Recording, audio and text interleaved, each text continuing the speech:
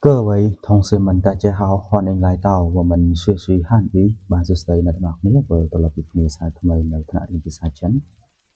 ថ្ងៃនេះយើងមករៀនភាសាចិនថ្នាក់សន្ទនាគឺយើងមកសិក្សានៅសៀវភៅ快乐汉语快乐汉语គឺសៀវភៅភាសាចិនរីករាយនៅសៀវភៅនេះគឺជាសៀវភៅ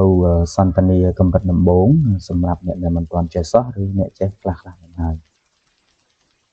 អត់ទេតោះអញ្ចឹងកុំឲ្យចំណាយពេលយូរយើងចាប់ដើមទៅសិក្សាទាំងអស់គ្នាអញ្ចឹងនៅក្នុងជំពូកទី1របស់យើងគឺយើងសិក្សាអំពី我和你ខ្ញុំនិងអ្នក我和你ខ្ញុំនិងអ្នកអត់ទេទី1ខ你好តើយើងចាប់ដើមទាំងអស់គ្នាមេរៀនទី1គឺនិយាយអំពីសួស្តី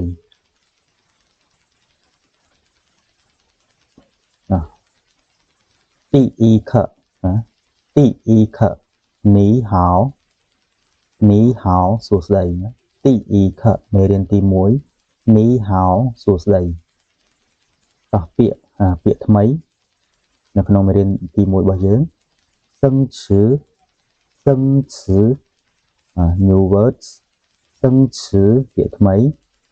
ពាក្យទី1អានថានីបបប្រែថាអ្នកពាក្យទី2អានហៅល្អ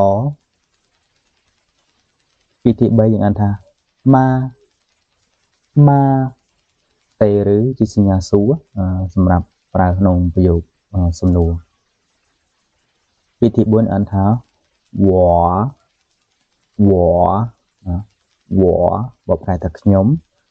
ចំណែកពាក្យទី5ចុងក្រោយគេហិនណាស់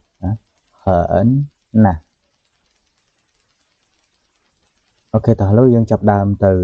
សិក្សាហួយហក់តែម្ដងទៅគឺសន្ទនាហួយហក់ទី1ខ你好เป็นការសួស្តីគ្នាហួយហក់សន្ទនាទី1អានថា你好សួស្តីទី2អានថា你好吗តើអ្នកសុខសប្បាយទេតើអ្នកសុខសប្បាយដែរឬទេតើអ្នកសុខសប្បាយទេ你好吗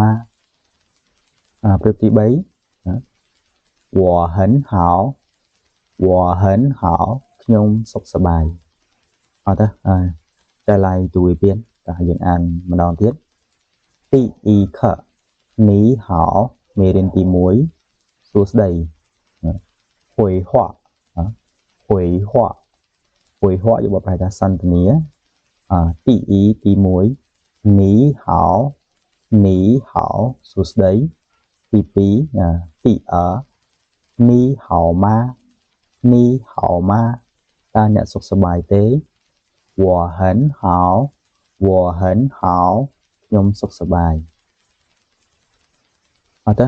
តើយើងបន្តទៀតយើងមកសិក្សាអំពី发音练习ការฝึกหัดបញ្ចេញសំឡេងហាត់បញ្ចេញសំឡេង发音练习ហ្វាគឺការបញ្ចេញហ្វាអ៊ីនការបញ្ចេញសំឡេងអ៊ីនគឺសំឡេងហ្វាអ៊ីនលៀនស៊ីហាត់បញ្ចេញសំឡេង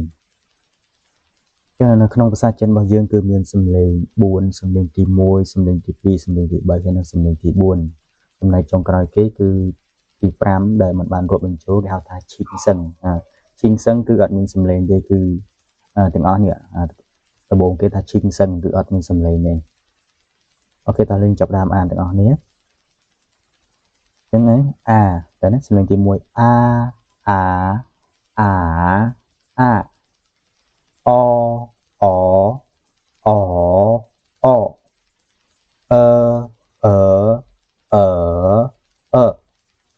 再来读一遍មកអានម្ដងទៀត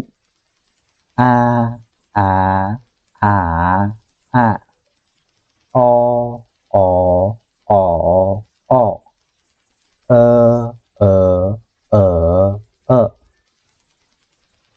ត់ទេចឹងមេរៀនទី1របស់យើងគឺ